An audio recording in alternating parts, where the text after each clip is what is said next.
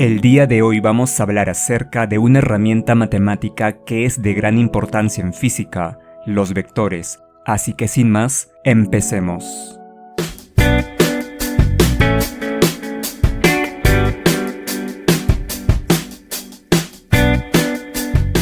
Para hablar de vectores, lo primero que tenemos que hacer es definir qué es un vector. Sin embargo, tenemos que tomar en cuenta que hay diferentes contextos en los cuales se utiliza este concepto. Por ejemplo, en física, los vectores se representan como flechas que se utilizan para representar cantidades que poseen magnitud y dirección. Por ejemplo, si tenemos un gato ubicado en el origen de este plano cartesiano y luego se mueve hacia otra posición, lo que podemos hacer es utilizar una flecha para indicar la dirección en la que se ha movido y también cuánta distancia recorrió. De esta forma, utilizamos a los vectores para representar el desplazamiento de este gato. Pero no solamente utilizamos vectores para representar desplazamientos. Por ejemplo, veamos este otro caso. Supongamos que mientras vas manejando un auto, el auto se detiene repentinamente. Te bajas del auto e intentas empujarlo. Es decir, aplicas una fuerza con la intención de que tu auto se mueva. Y esta fuerza aplicada tiene una dirección y también tiene una cierta intensidad. De esta manera, los físicos utilizan también a los vectores para representar a las fuerzas. Si la fuerza es lo suficientemente intensa, podrás mover el auto. De esta forma, la fuerza en física es una magnitud vectorial, ya que posee módulo y dirección. Si los vectores están en el plano, serán llamados vectores bidimensionales, y si los vectores están en el espacio, son vectores tridimensionales.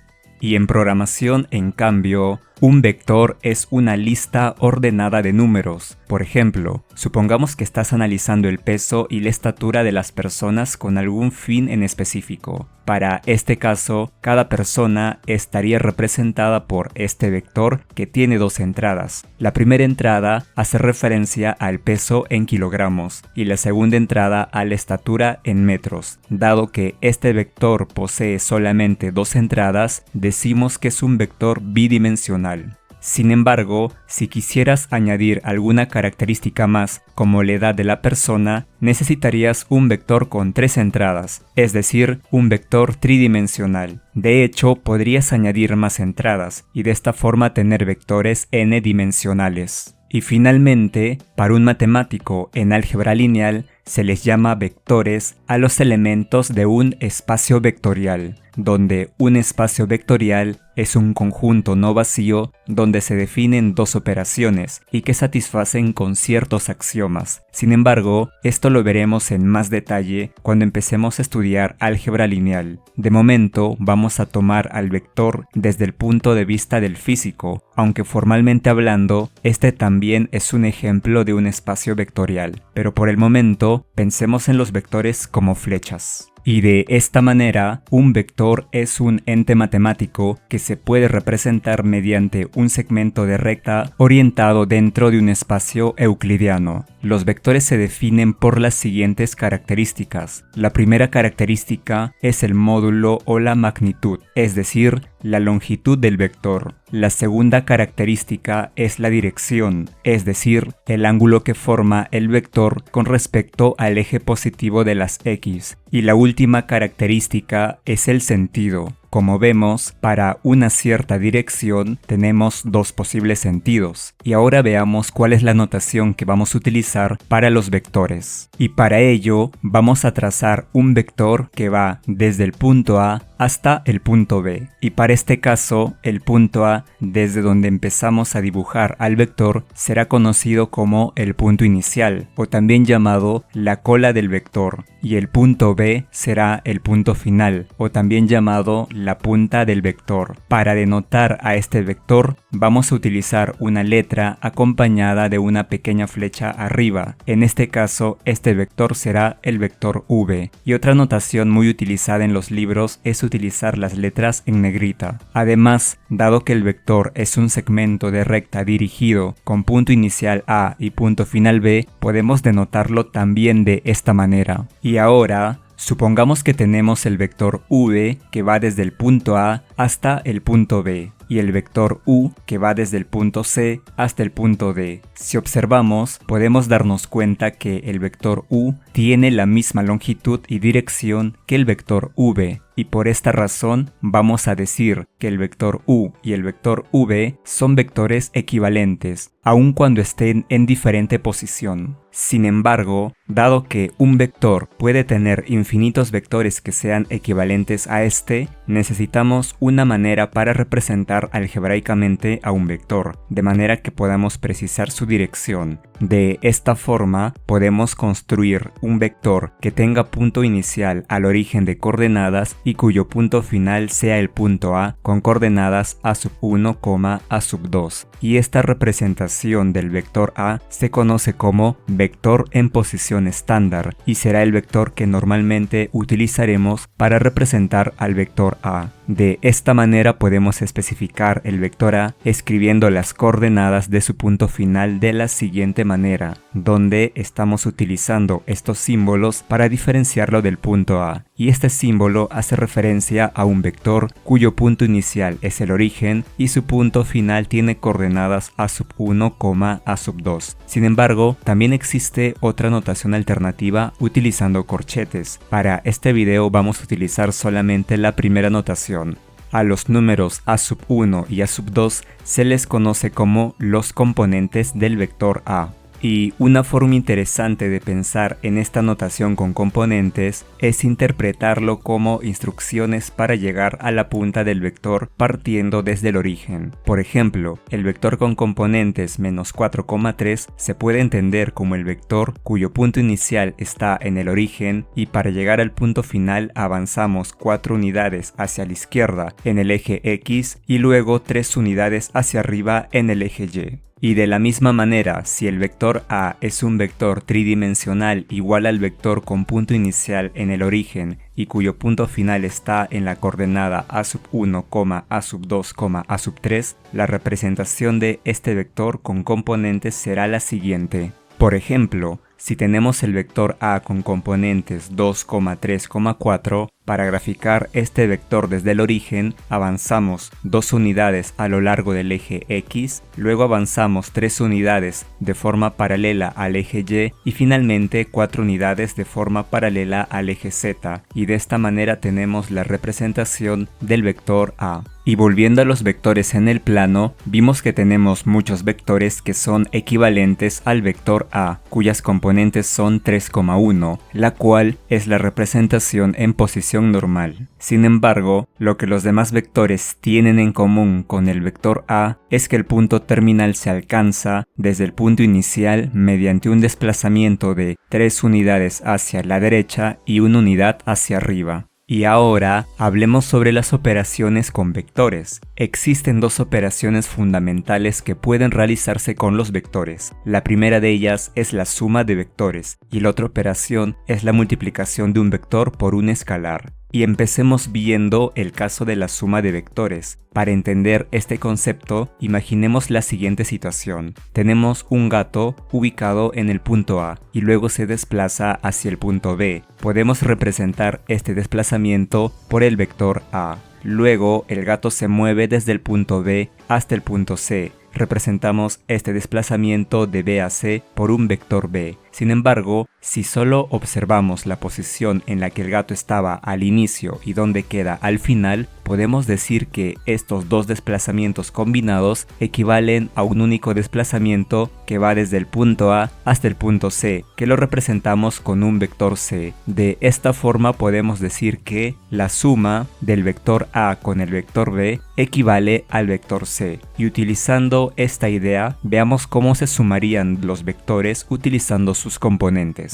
Para ello, construimos un plano cartesiano y ubicamos al gato en el origen de coordenadas. Como vimos, el gato realiza un primer desplazamiento representado por el vector A y luego otro desplazamiento representado por el vector B. Y según lo visto anteriormente, estos dos vectores equivalen a un vector C que va desde la cola del primer vector hasta la punta del segundo vector. De esta forma podemos decir que la suma del vector A con el vector B es igual al vector c, y veámoslo utilizando las componentes de cada vector. Por ejemplo, el vector a está ubicado en el origen, por lo que sus componentes son 3,7, más el vector b, que si lo desplazamos hacia el origen sin cambiar su módulo y dirección, podemos ver que sus componentes son 8,2, y la suma de estos dos vectores es igual al vector c, cuyas componentes son 11,9. Como podemos observar, para que la igualdad sea válida, lo que tiene que suceder es que se deben sumar las respectivas componentes, tal como lo vemos aquí. De esta manera podemos establecer la definición de la suma vectorial.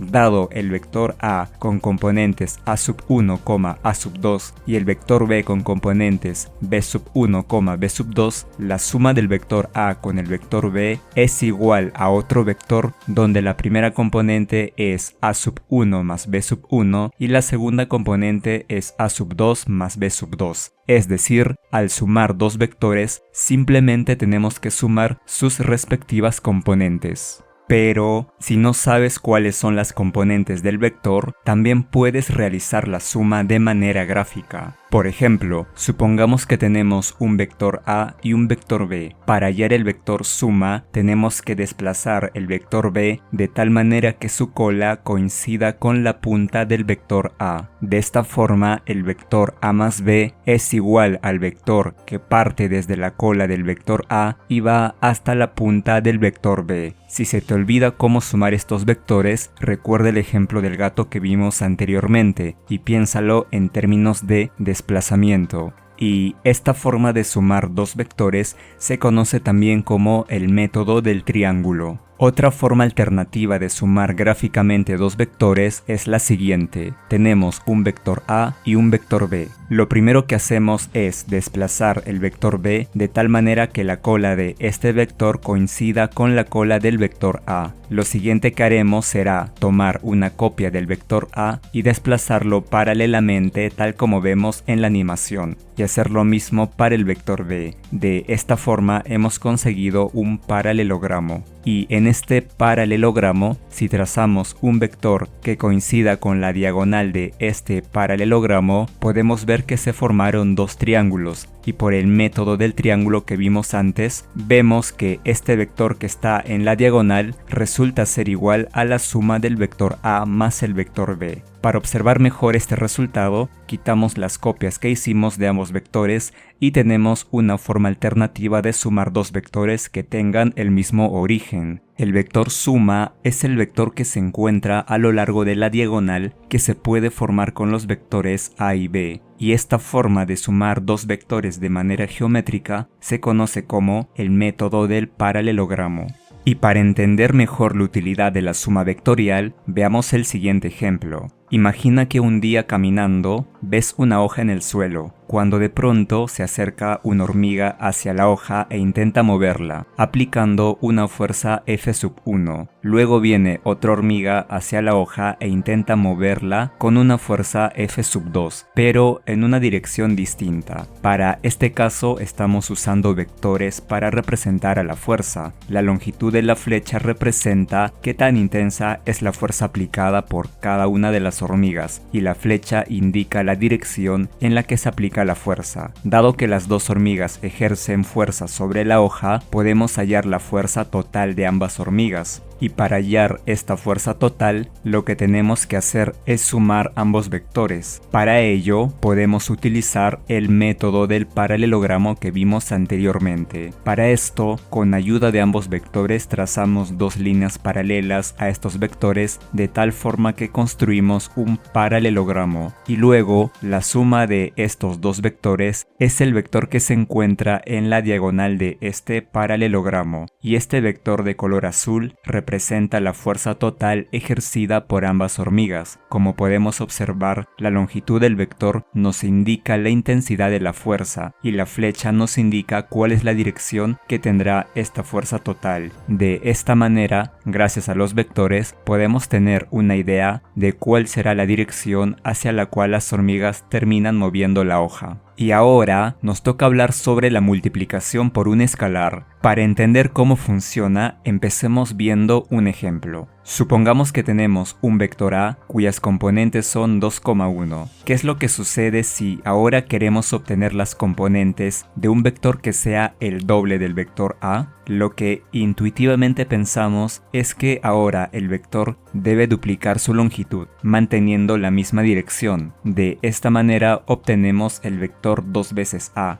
el cual tiene por componentes a 4,2. Y ahora tratemos de relacionar las componentes del vector A y el vector 2 veces A. Por ejemplo, el vector 2 veces A es igual a 2 por las componentes del vector A, que es igual a 2,1. Y dado que el vector 2 veces A tiene por componentes a 4,2, lo que debe pasar aquí es que el número 2 debe multiplicar a cada una de las componentes del vector A, ya que al hacer esto obtenemos 4,2, que son las componentes del vector 2 veces A, como lo vemos en la gráfica. Veamos otro ejemplo. ¿Qué sucede si ahora queremos calcular el vector menos A? ¿Cuáles serán las componentes de este nuevo vector? El vector menos A es igual a menos 1 multiplicado por las componentes del vector A, que es 2,1. Y como vimos en el ejemplo anterior, al multiplicar un número por un vector, el número multiplicará a cada una de las componentes del vector, es decir, menos 1 por 2, menos 1 por 1. Al operar obtenemos que el vector menos A tiene por componentes a menos 2, menos 1. Y ahora que ya tenemos las componentes del vector menos A, podemos graficarlo en el plano cartesiano tal como lo vemos en la animación. Y aquí podemos darnos cuenta que el vector menos A viene a ser un vector que tiene la misma longitud que el vector A, pero que apunta en el sentido opuesto. Veamos otro ejemplo. Calculemos las componentes del vector 3 veces A. Este vector será igual a 3 multiplicado por el vector A 2,1. El número 3 multiplica a las componentes y obtenemos el vector 6,3. Al graficar este vector vemos claramente que en efecto es 3 veces el vector A. Y si ahora queremos calcular el vector 1 medio por A, este vector es igual a 1 medio por el vector A 2,1. El factor 1 medio multiplica las componentes del vector A y obtenemos un vector con componentes 1,0.5. Si lo graficamos podemos ver claramente que es un vector que tiene la mitad de la longitud que el vector A. Y finalmente, si calculamos el vector menos 3 veces A, multiplicamos menos 3 al vector A 2,1. De esta manera obtenemos un nuevo vector con componentes menos 6, menos 3, que si lo graficamos podemos ver que es un vector cuya longitud es el triple, pero que apunta en sentido contrario al vector A. Y con todos estos ejemplos podemos darnos cuenta que el efecto de multiplicar un número real por un vector es el de estirar o contraer su longitud si el número es positivo, y si el número es negativo, el vector nuevo se estira o contrae, pero también tendrá sentido opuesto al vector inicial. Y estos números reales que tienen el efecto de escalar a los vectores, es decir, cambiar su longitud o sentido, se conocerán como escalares. Y con todos estos ejemplos ya podemos hablar sobre la definición de la multiplicación de un vector por un escalar. Si tenemos un vector A cuyas componentes son A1, A2 y multiplicamos el vector A por un número real k, también llamado escalar, el vector resultante tendrá por componentes a k por A1, k por A2, es decir, el número escalar multiplica a cada una de las componentes del vector.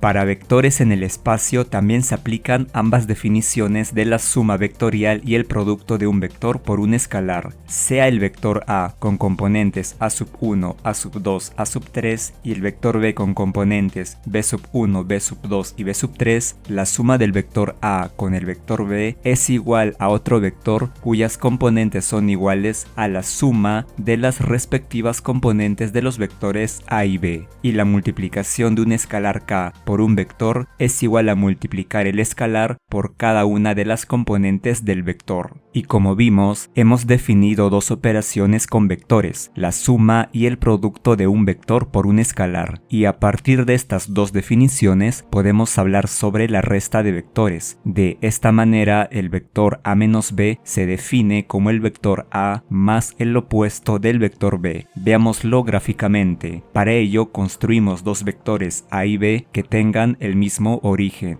Luego, a partir del vector b, vamos a obtener su opuesto, el cual es un vector que tiene la misma longitud pero que está en el sentido opuesto, tal como vemos en la animación. Y a partir del vector a y el vector menos b podemos construir el paralelogramo y obtener la suma de ambos vectores. Para ello, tomamos una copia del vector a y lo trasladamos de manera paralela, y hacemos lo mismo con el vector menos b, de tal forma que construimos el paralelogramo. Luego, recordando el método del paralelogramo, sabemos que el vector que se encuentra en la diagonal del paralelogramo es igual al vector a más el vector menos b. Luego tomamos a este vector y lo trasladamos tal como vemos en la animación. Podemos quitar los demás vectores y quedarnos solo con los vectores iniciales y el vector de color azul que representa al vector a más el vector menos b, que es igual al vector a menos b. Es decir, si tenemos dos vectores a y b que comparten el mismo origen, el vector a menos b es un vector que va desde la punta del vector b hasta la punta del vector a. Puedes comprobar que este resultado es válido aplicando el método del triángulo, ya que al sumar el vector b con el vector a menos b obtienes el vector a. Y en la última parte apareció la resta del vector b con el vector b, que debe ser igual a 0, ¿verdad? Pues veamos qué pasa. Supongamos que el vector b tiene componentes b1, b2, y el vector opuesto menos b tendrá componentes menos b1, menos b2. Ahora el vector b menos b es igual al vector b más el opuesto de b. Al reemplazar por las componentes de cada vector y aplicar la definición de suma vectorial, obtenemos un vector cuyas componentes son 0. A este vector vamos a denotarlo por un 0 acompañado de una flecha para indicar que es un vector, y este vector se conoce como el vector 0 o vector nulo. Si estamos en el espacio, este vector tendrá tres componentes nulas. El vector 0 o nulo, denotado de esta manera, es un vector cuyo módulo es 0 y que no tiene una dirección específica. Y en los ejemplos que vimos, usualmente trabajamos con dos vectores, pero ¿qué sucede si tengo más de dos? Por ejemplo, supongamos que tengo un vector a, un vector b que parte de la punta del vector a y un vector c que parte de la punta del vector b. Para este caso, ¿cuál sería la suma de los tres vectores? Podemos utilizar al gato e imaginar que estos vectores describen su desplazamiento. Si el gato sigue la trayectoria dada por estos tres vectores, nos daremos cuenta que al final el gato retorna al punto de inicio, algo así como si no se hubiera desplazado. Siguiendo la lógica que planteamos antes, podríamos decir que al no haber desplazamiento, ya que regresa al mismo punto, la suma de estos tres vectores es igual al vector nulo. Y si esto no te convence, puedes comprobarlo haciendo uso de las definiciones que vimos. Por ejemplo, al sumar el vector a con el vector b, el resultado es otro vector que va desde la cola del vector a hasta la punta del vector b. Y este vector resultante que obtuvimos y que representamos de color azul es un vector que tiene la misma longitud que el vector c, pero que está en el sentido opuesto. Por lo tanto, es igual a menos c. De esta forma, al reemplazar en la suma de los vectores a, b y c, la suma de a con b es igual a menos c, y al sumarlo con el vector c, obtenemos el vector nulo. Veamos ahora cómo sumar estos 6 vectores. Para sumar estos vectores de manera gráfica, lo primero que haremos será colocar un vector seguido del otro, tal como lo vemos en la animación. Para tener una idea de cuál será el vector suma, pensémoslo nuevamente como el gato desplazándose. Empezamos con el gato ubicado en la cola del vector a y a partir de este punto el el gato realiza esta serie de desplazamientos a lo largo de estos 6 vectores hasta terminar en la punta del vector f. En términos de desplazamiento, vemos que este desplazamiento del gato equivale a un único desplazamiento que va desde la cola del vector a hasta la punta del vector f, y a este nuevo vector vamos a llamarlo el vector g, y podemos decir que la suma de los vectores a, b, c, d, e y f es igual al vector g. Y ahora comprobemos que esto es así, utilizando las reglas para sumar vectores que ya aprendimos. Sabemos que la suma del vector a y b es un vector que va desde la cola del vector a hasta la punta del vector b. La suma del vector c y d es otro vector que va desde la cola de c hasta la punta de d. Y la suma del vector e y f es otro vector que va desde la cola del vector e hasta la punta del vector f. De esta forma, los 6 vectores se reducen a estos 3 vectores, y nuevamente tomamos los 2 primeros y los sumamos. El vector resultante es un vector que va desde la cola del primer vector hasta la punta del segundo vector, y este vector, al sumarlo con el último vector, nos dará el vector que llamamos g, y de esta manera podemos comprobar la validez de nuestro resultado. De manera resumida, cuando tienes que sumar muchos vectores, lo que tienes que hacer es colocar a los vectores uno seguido de otro, y el vector suma es un vector que va desde la cola del primer vector hasta la punta del último vector. Y ahora hablemos acerca de la magnitud o módulo de un vector. Para ello tenemos el vector a, cuyas componentes son a1, a2, y dado que buscamos hallar la longitud del vector, podemos trazar unas líneas paralelas a los ejes desde la punta del vector y calculamos estas distancias. Por ejemplo, la distancia horizontal es igual al valor absoluto de a1 y la distancia vertical es igual al valor absoluto de a2. Tomamos el valor absoluto para asegurarnos que el valor sea positivo y de esta forma represente una distancia. Como estamos trabajando con un vector que está en el primer cuadrante, no sería necesario hacer esto, debido a que ambas componentes son positivas y el valor numérico coincide con las distancias. Pero si el vector estaría en otro cuadrante, entonces sí es necesario tomar el valor absoluto. De esta forma podemos construir un triángulo rectángulo cuyos catetos son iguales al valor absoluto de las componentes. La longitud del vector a, o también llamado módulo o magnitud, se denota por el vector a entre doble barra. Utilizamos doble barra para distinguirlo del valor absoluto. De esta forma, en este triángulo rectángulo se cumple el teorema de Pitágoras, es decir, el módulo del vector a elevado al cuadrado es igual al valor absoluto de la componente a1 al cuadrado más el valor absoluto de a2 al cuadrado. Sin embargo, al elevar al cuadrado las componentes, el resultado siempre es positivo, por lo que ya no es necesario utilizar el valor absoluto. Luego, tomamos raíz cuadrada a ambos lados de la igualdad y finalmente obtenemos que el módulo del vector a es igual a la raíz cuadrada de la primera componente al cuadrado más la segunda componente al cuadrado. Y de esta forma tenemos una fórmula que nos permite calcular la magnitud o módulo de cualquier vector utilizando sus componentes. Si tenemos un vector a en el espacio con componentes a1, a2, a3, se puede demostrar que su módulo está dado por la raíz cuadrada de la suma de los cuadrados de cada una de sus componentes. Y ahora es momento de hablar de unos vectores que son muy importantes, los vectores unitarios. Supongamos que tenemos un vector a cuyas componentes son a1, a2 y a3. Utilizando la definición de la suma vectorial, podemos escribir este vector de la siguiente manera.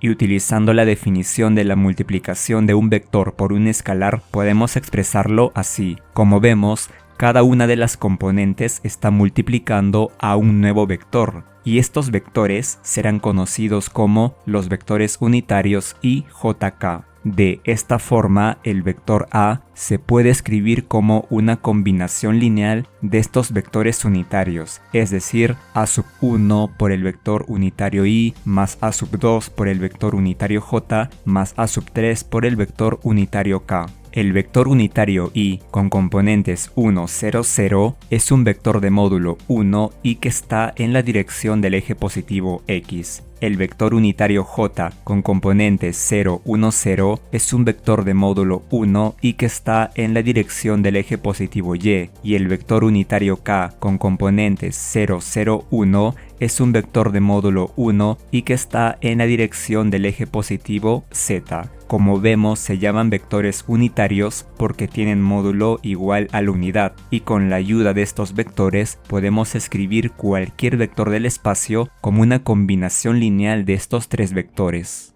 Y para el caso de un vector A del plano con componentes A1, A2, tendremos dos vectores unitarios, el vector unitario y, cuyo módulo es la unidad y está en la dirección del eje positivo x, y el vector unitario j de módulo 1 y que está en la dirección del eje positivo y.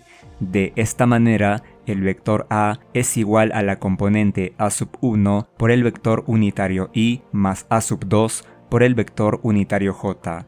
Hasta el momento, hemos hablado sobre la suma de vectores y la multiplicación de un vector por un escalar. En ambos casos, el resultado de estas operaciones sigue siendo un vector, y podemos preguntarnos si es que existe alguna operación entre vectores de modo que el resultado sea un número, y la respuesta es que sí. Esta operación se conoce como el producto escalar. Si tenemos un vector A con componentes A1, A2 y A3 y un vector B con componentes B1, B2 y B3, entonces el producto escalar o producto punto de los vectores A y B es el número A.B definido por producto escalar de los vectores A y B es igual a A1 por B1 más A2 por B2 más A3 por B3. Es decir, para hallar el producto punto o escalar, primero tenemos que multiplicar las respectivas componentes y sumar estos resultados. Y esta operación se conoce como producto escalar ya que toma dos vectores y retorna un escalar. También es conocida como producto punto o producto interno. Si tenemos vectores en el plano, el producto punto se calcula de la misma manera. Los físicos utilizan otra definición equivalente para el producto escalar. Si tenemos dos vectores A y B que tienen el origen en común y un ángulo θ entre ambos vectores, el producto escalar de los vectores A y B es igual al módulo del vector A por el módulo del vector B por el coseno del ángulo entre los vectores. Y utilicemos esta última definición para analizar qué sucede si tenemos dos vectores A y B que son perpendiculares entre sí, es decir, el ángulo entre ambos vectores es de 90 grados. El producto escalar de estos vectores es igual al producto de sus módulos por el coseno de 90 grados. Sin embargo, el coseno de 90 grados es igual a 0, por lo tanto, el producto escalar de ambos vectores también es igual a 0. De esta manera podemos decir que dos vectores A y B son perpendiculares si y solo si su producto escalar es 0. Y ahora, utilicemos este último resultado para deducir otra operación vectorial. Supongamos que tenemos dos vectores A y B, los cuales son vectores en el espacio. Para estos dos vectores, vamos a buscar un vector C que sea perpendicular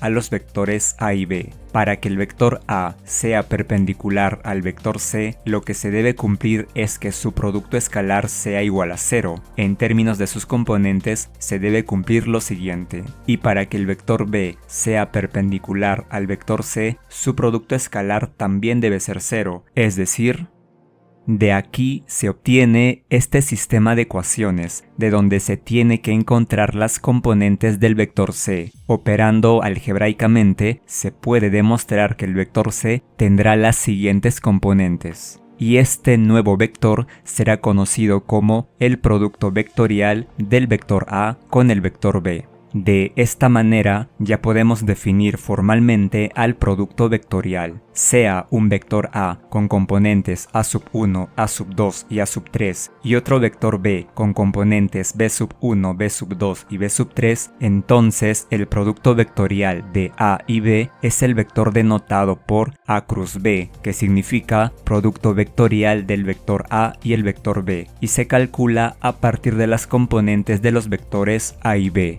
Sin embargo, se puede hacer uso de un determinante de 3×3 y escribir este resultado de una manera más compacta y que resulta más fácil de recordar. Veamos el producto vectorial de una mejor manera. Por ejemplo, aquí tenemos un vector A y luego un vector B. El producto vectorial del vector A con el vector B es otro vector que es perpendicular al vector A y también es perpendicular al vector B. O también se puede decir que es perpendicular al plano formado por ambos vectores. Y como dato adicional, también se puede hallar el área del paralelogramo que se forman con los vectores A y B. Y esta área resulta ser igual al módulo del producto vectorial del vector A con el vector B. Y en resumen, los vectores son imprescindibles para la física, ya que no solo nos permiten describir desplazamientos, velocidades, aceleraciones o fuerzas, sino que también están presentes en muchas ecuaciones importantes de la física. Son una herramienta esencial que nos permite comprender de mejor manera al mundo que nos rodea. Muchas gracias por tu atención y nos vemos en el próximo video.